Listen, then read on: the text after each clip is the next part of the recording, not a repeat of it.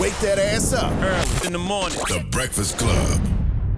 Morning, everybody. It's DJ Envy, Angela Yee, Charlamagne the Guy. We are the Breakfast Club. We have some special guests joining us today from the You Good app. We have Evans and Ali Gates. Good morning, fellas. Good morning. How are you, bro? Yeah, good morning. What's up, everybody? Thank you for having us. Why'd you skip over Evan's last name, Envy? I know. I noticed that. You can do it, Envy. Come on. I don't know. That looked like the line at the eye doctor's office. A-N-Y-A-N-Y-W. It's Anyanwu.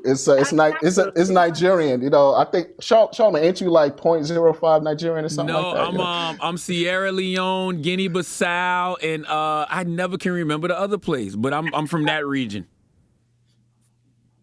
So Envy just skipped it because he Dominican.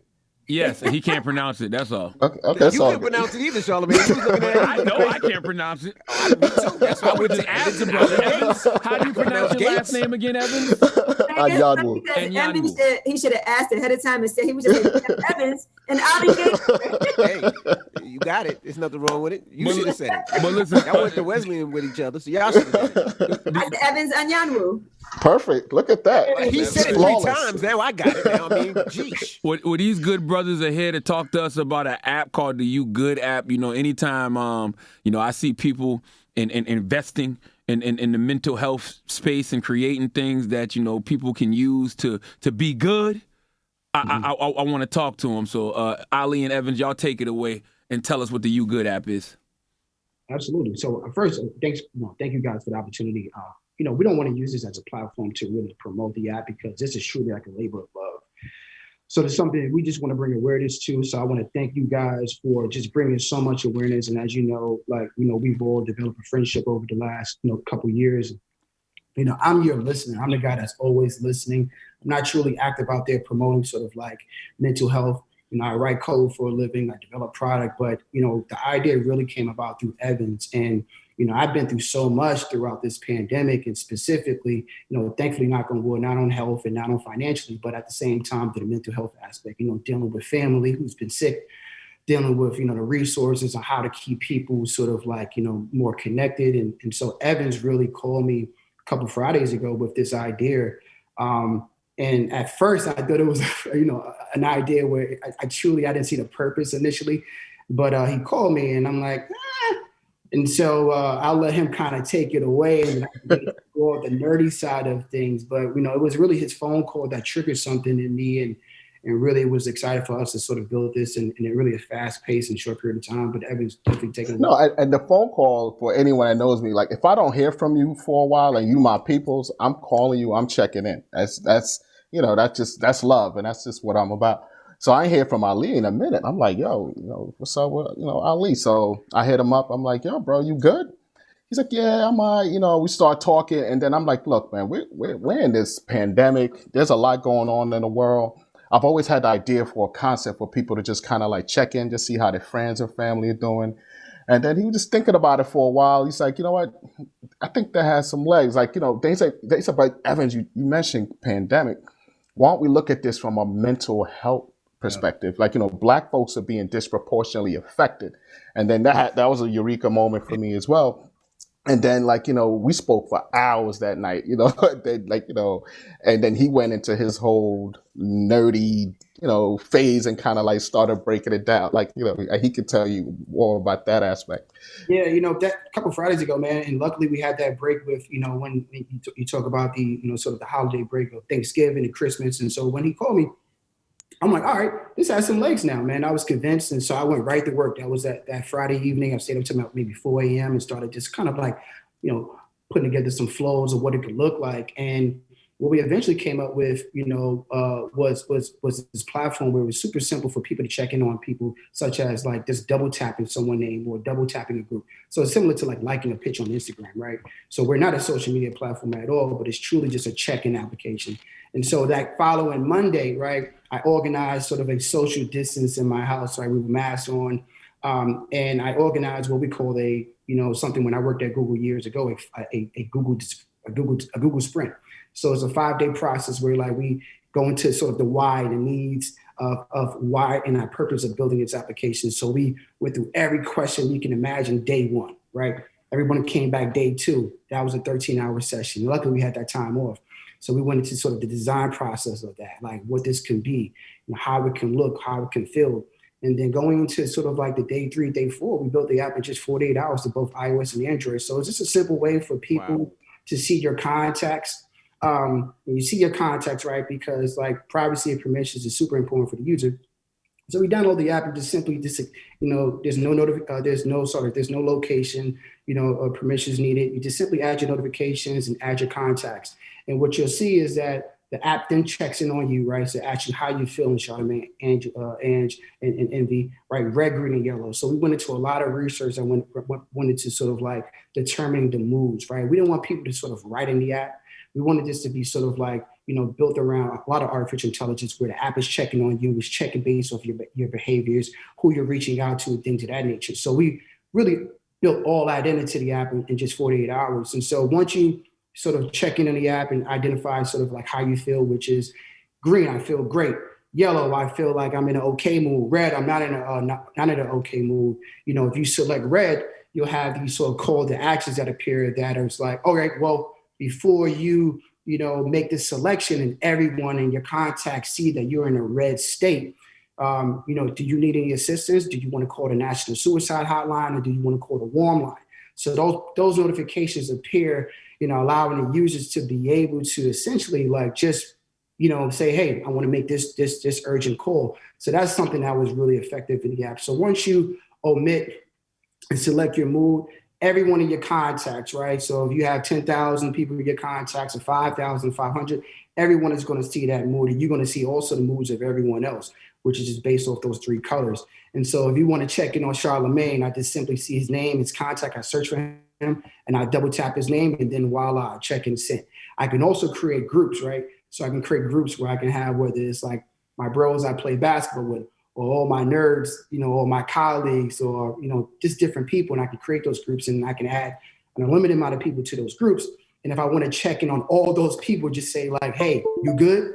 I simply just double tap the group name, and you can send like this blast notification to, 1,000 people in your contacts to say like, hey, I'm checking in, and just want to see if you're good. And so once the user receives that notification, you simply tap on that notification, and some pre-selected replies appear. So like, no, I'm not good. Call me, text me.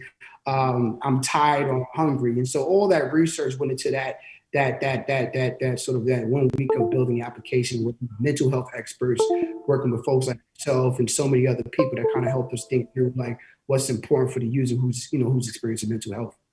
And how do you build an app in just 48 hours? 48 hours?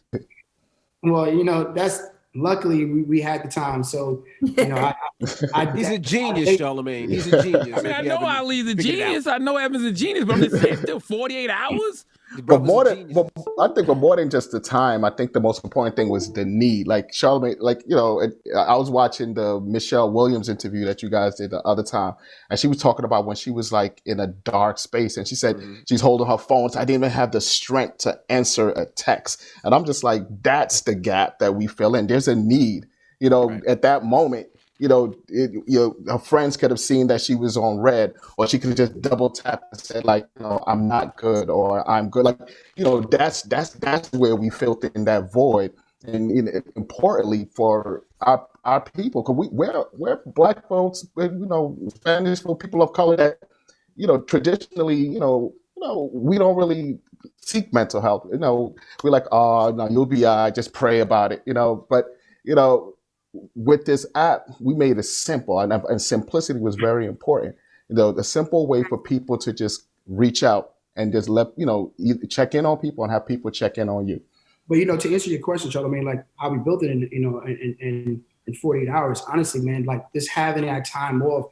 Evans called me such at a great time because like we had the Thanksgiving break, and then we also had sort of that the Christmas break, and so that week during Thanksgiving, I'm moving into a new home, so I'm based in the DMV now, and so I still have my residence up north, but in New Jersey area. But like I'm moving, so I said to myself, with all that's going on, I need to prioritize this, and so this was really like it's something that we just prioritize, and we spent over the course of that 5 days like 80+ hours, man. Diving into the app alone, and so once I had the designs, once I had sort of everyone's buy-in that like, this is what we wanted to build, like just me, our other co-founders, Ezekiel and Johnson, we just put our heads down, man. We said like, hey, you build this, I built this, you build that.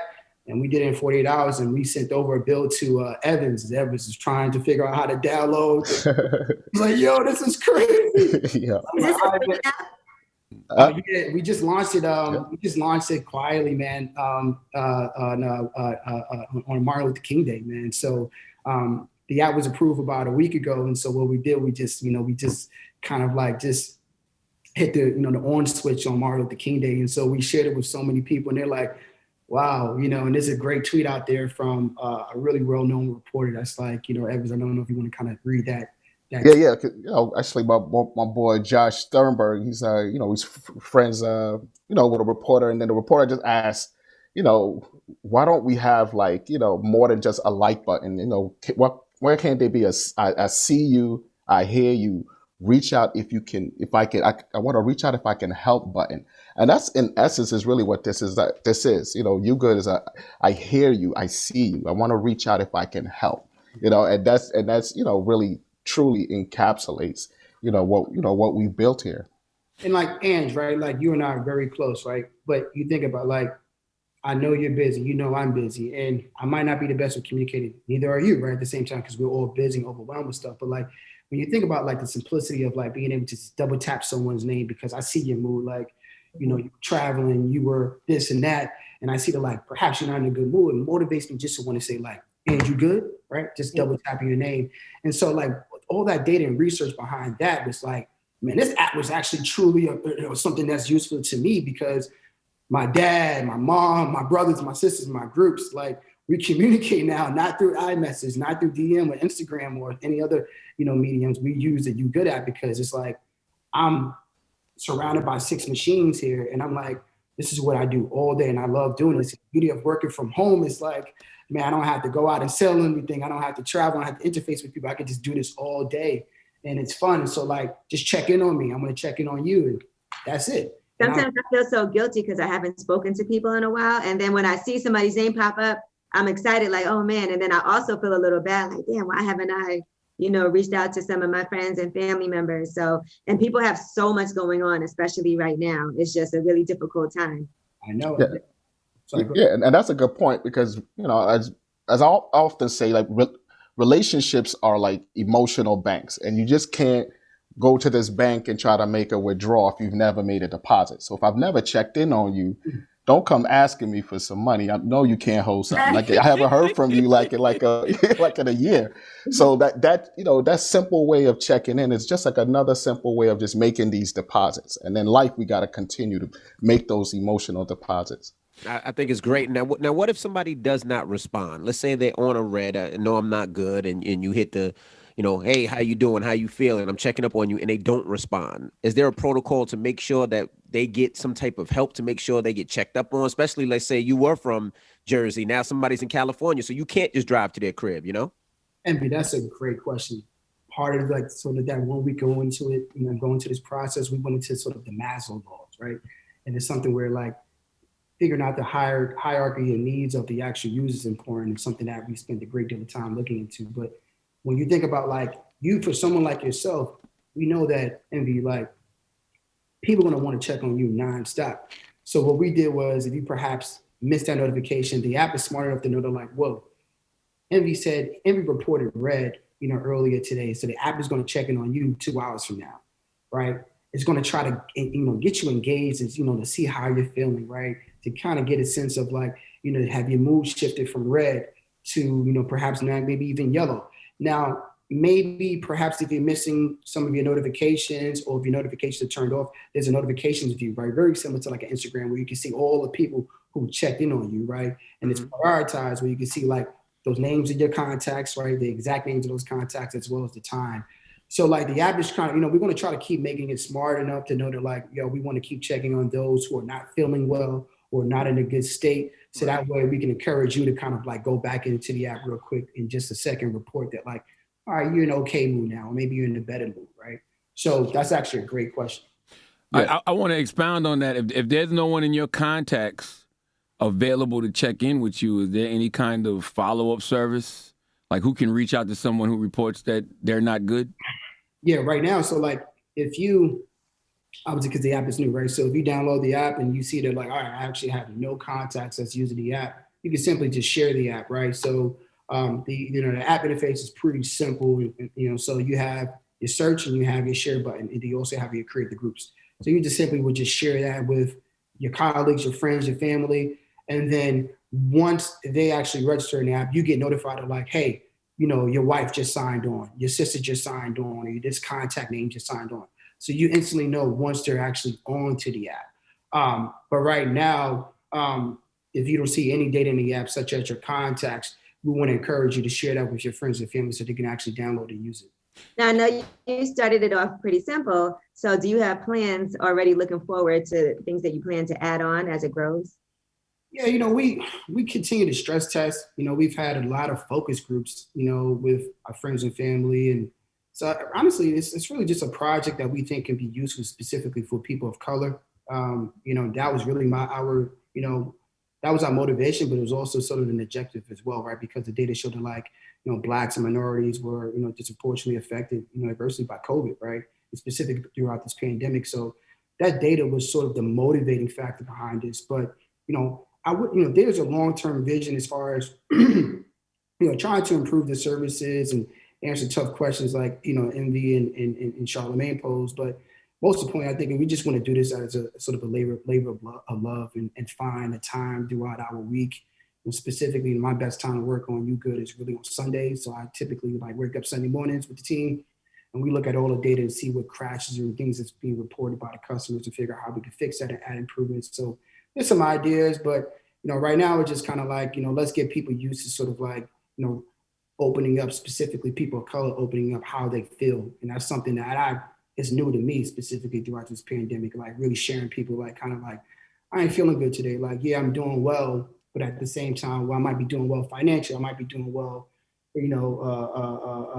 health-wise, but like, there's so many things that affect me, whether it's my daughter and things of that nature. So, we want to keep expanding on that, but at the same time, I think this is really something that can be useful for people of color, and also something we feel like specifically in this time right now that can bring people together and kind of share more about how they feel. Well, Ali and Evans, like let's discuss that.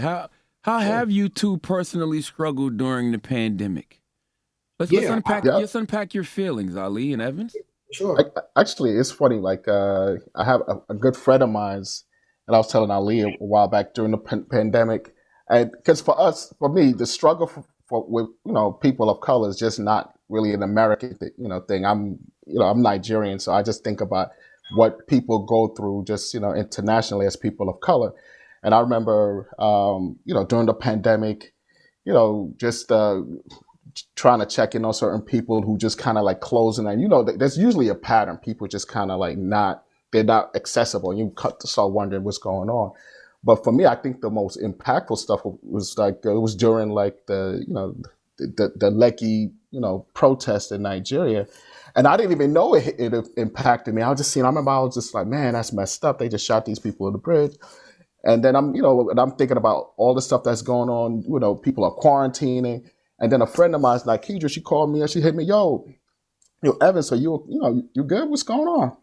I swear to God, I just started bawling. I was in the car, going, and I didn't even know that I would just, all of this stuff was just hitting me all at once, and I just started sobbing, and then afterwards, I felt okay, but it let me know how we could be going through so much, and things are just piling on top of each other, and we don't know until luckily it was a friend that called and burst that bubble, but you don't know what could burst that bubble. It could be a fight with, somebody can say the wrong thing to you. You just don't know, that's why it's very important to, check in, to talk, to see therapists, something that I'm so glad that people like Charlamagne has normalized in this community. So, during the pandemic, I know I personally went through some things, and I know Ali, he went through some stuff as well. Well, for me, I actually appreciate you asking that question. It's something for the first time I can speak about.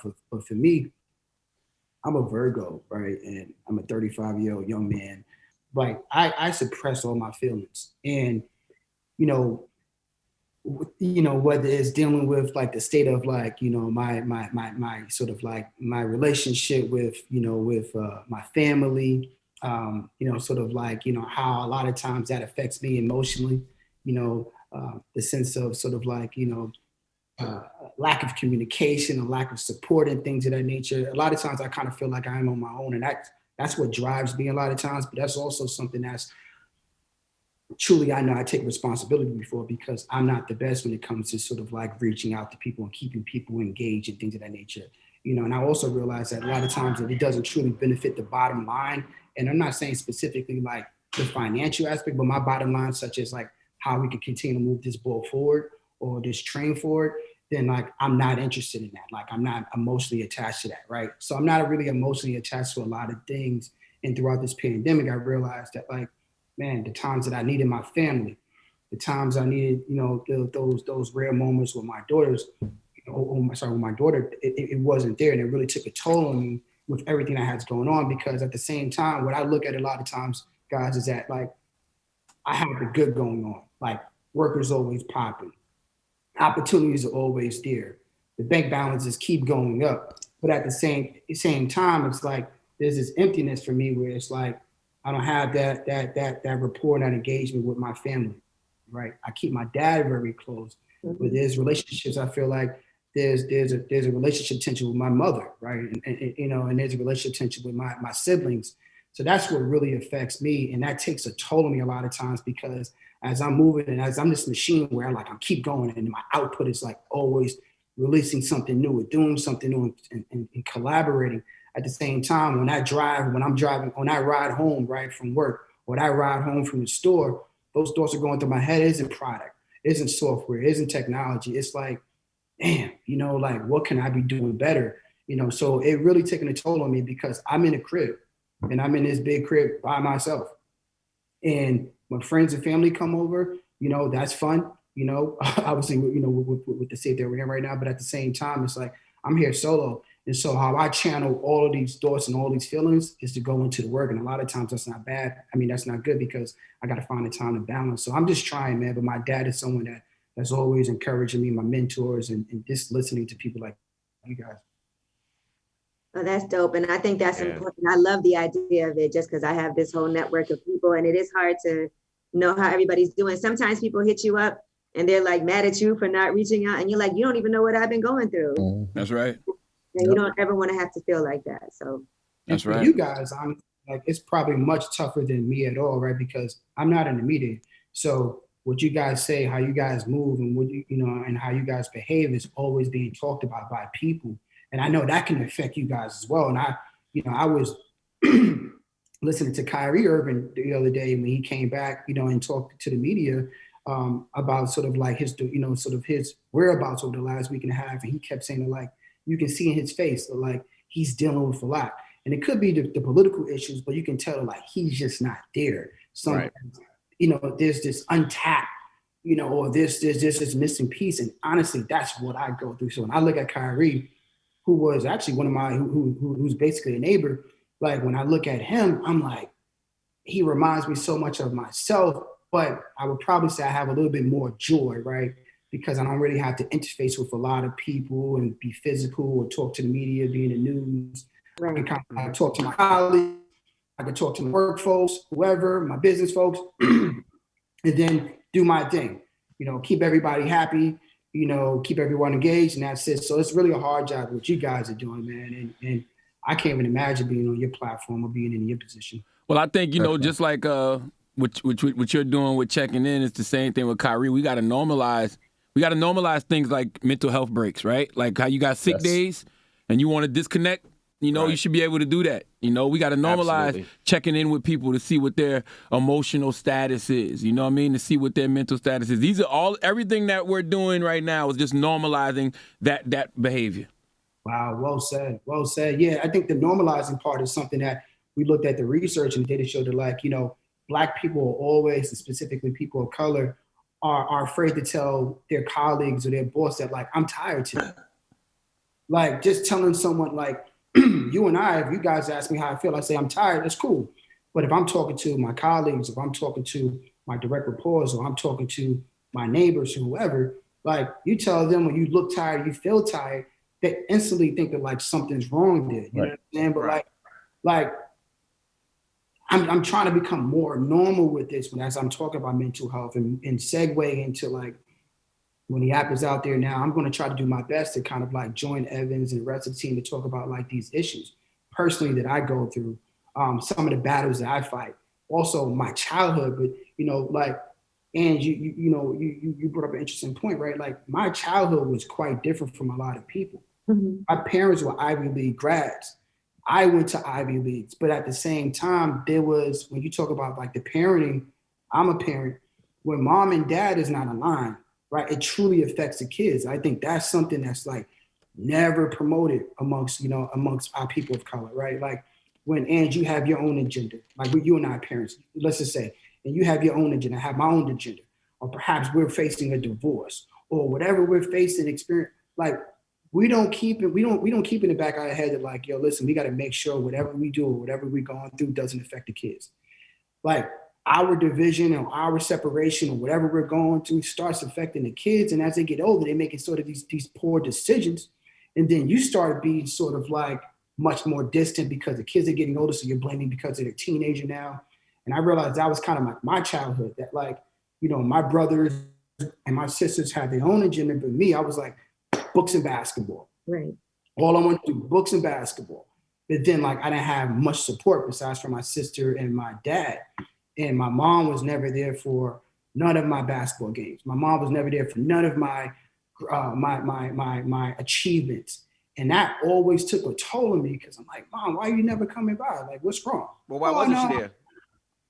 You know, it's something where like I've asked her over the years, like, Mom, how come you wasn't there? And it's just something that I guess, you know, she could never answer in a sense, but she would just say to like, oh, you had your dad there, you know, and you had your friends there and things of that nature. So it was never really a clear answer. And then, you know, it's my mom too, right? So I'm not going to challenge her, right, and say like, hey, Mom, why were you here? Right. You know, it's kind of like you ask a general question, kind of get a sense of where she's going with it. So I never had an answer. I never pushed it, but that truly affects me, like my relationship with the women in my life, right? You talk about, you know, my aunts, you know, my cousins, my mom, my sister, and that typically that affects me a lot as well.